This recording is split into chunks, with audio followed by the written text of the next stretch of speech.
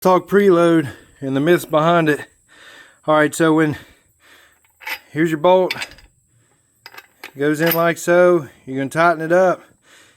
A lot of guys say, hey, we want that control arm put at ride height, you know, and then tighten your bolts.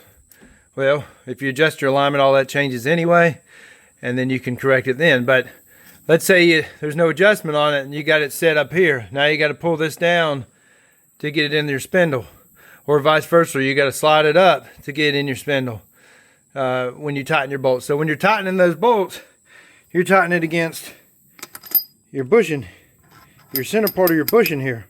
So yeah, there is reflex in that. Once that's tightened down, there's reflex in that bushing. So that is true, but does that happen from factory? I think not. Not all the time. This is a factory control arm on a Ford. Does it happen from factory? I don't know about that, you know. I mean, it's a good practice. And yeah, you'll be replacing control arms twice as fast if you don't have it set in the right position. So give it some thought, guys, and see what you think. And you guys can contemplate on it all you want, but I mean, the proof's in the pudding. That bushing's eat out, but the ball joint's still fine. Come on. Was it set from factory?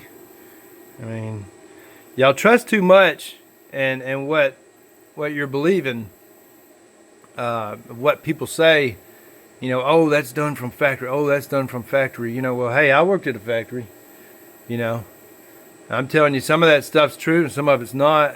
You can believe what you want, but when you see the part and it proves to you right there, you know, bushings tore out of it, and that's from preload. That's not from wear. So, I mean, you don't believe me? Go ahead and put this thing all the way down, then tighten them bolts, and then pry it up in your spindle, and then go for a ride.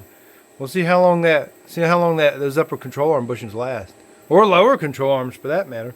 You could do the same on your lower control arms. You know, that preloads everything on your suspension. It really is.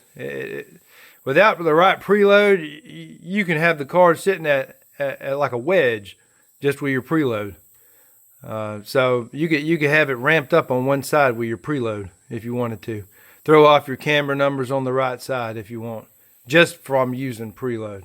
So, you know, if that's what you're looking for, you know, creating a wedge when you're going around the corner or something like that, you could preload it opposite and see what that does for you.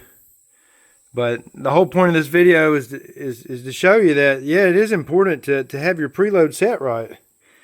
Because if it's not, you're going to eat your bushings out. And if you're not doing it, you better start doing it. And have it set at, you know, with a weight on the wheels. You know, have it set right before you go to tightening those bolts down. So that's about it. But just throwing that out there, guys. Pay attention.